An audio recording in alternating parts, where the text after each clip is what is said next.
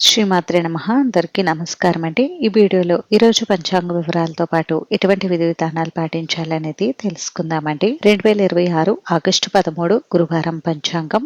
స్వస్తి శ్రీ చాంద్రమాన శ్రీ పరాభవ నామ సంవత్సరం, దక్షిణాయనం వర్ష ఋతువు, శ్రావణ మాసం, శుక్లపక్షం, పాటిమి తిథి. ఈ రోజు సూర్యోదయం ఉదయం 5:45 ఉంది. సూర్యాస్తమయం సాయంత్రం 6:25 ఉంది. చంద్రోదయం ఉదయం 6:20 ఉంది. చంద్రాస్తమయం సాయంత్రం 7:16 ఉంది. ఈ రోజు పాడ్యమి తిథి ఆశ్లేష నక్షత్రం ఉందండి. పాడ్యమి తిథి రాత్రి 9:49 వరకు ఉంది. తదుపరి శ్రావణ శుద్ధ విద్యా తిథి వస్తుంది. ఆశ్లేష నక్షత్రం ఉదయం 7:52 వరకు ఉంది. తదుపరి మకా నక్షత్రం వస్తుంది. యోగం బరియాన్ సాయంత్రం 3:02 వరకు ఉంది. తదుపరి పరిగా. కరణం కింస్తుగ్న ఉదయం 10:48 వరకు ఉంది. తదుపరి బబా రాత్రి 9:55 వరకు ఉంది. తదుపరి బాలువ. ఇప్పుడు ఈ రోజు ఉన్నటువంటి శుభ సమయాల వివరాలు తెలుసుకుందామండి. బ్రహ్మ ముహూర్తం తెల్లవారుజామున 4:26 నుండి 5:14 వరకు ఉంది. అభిజిత్ ముహూర్తం ఉదయం 11:55 నుండి 12:46 వరకు ఉంది. అమృత కాలం ఉదయం 6:17 నుండి 7:48 వరకు ఉంది. శుభ సమయం ఉదయం 11 గంటల నుండి 12 గంటల వరకు ఉంది.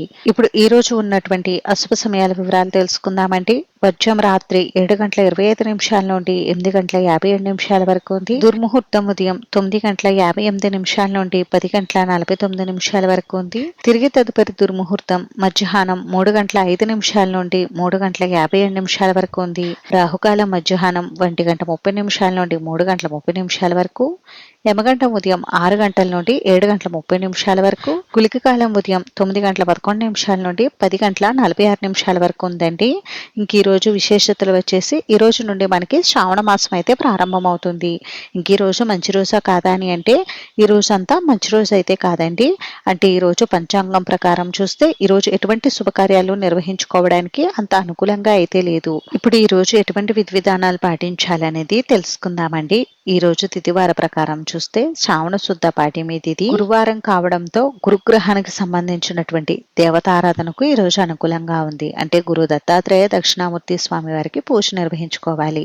స్వామివారిని పసుపు రంగు పుష్పాలతో పూజించి నానబెట్టినటువంటి శనగలను నైవేద్యంగా సమర్పించాలి. ఈ విధంగా పూజ నిర్వహించుకోవడం వలన జాతకంలో గురుబలం పెరుగుతుంది. అలాగే ఈ రోజు నుండి శ్రావణ మాసం కూడా ప్రారంభం అవుతుంది కాబట్టి శ్రావణ మాసానికి తగినటువంటి పూజా కార్యక్రమాలు నిర్వహించుకోవచ్చు. శ్రావణ మాసం నెల రోజులు కూడా మనం లక్ష్మీదేవి అమ్మవారిని శ్రీమన్నారాయణుడిని పూజిస్తే చాలా మంచిది.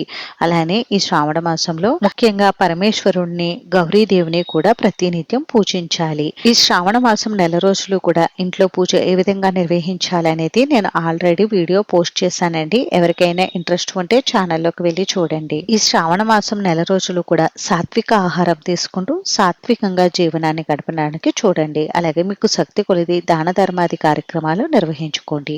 ఇదండి ఈరోజు పంచాంగ వివరాలు అయితే. ఈ వీడియో మీకు నచ్చితే ప్లీజ్ లైక్ చేసి షేర్ చేసి సబ్స్క్రైబ్ చేసుకోండి.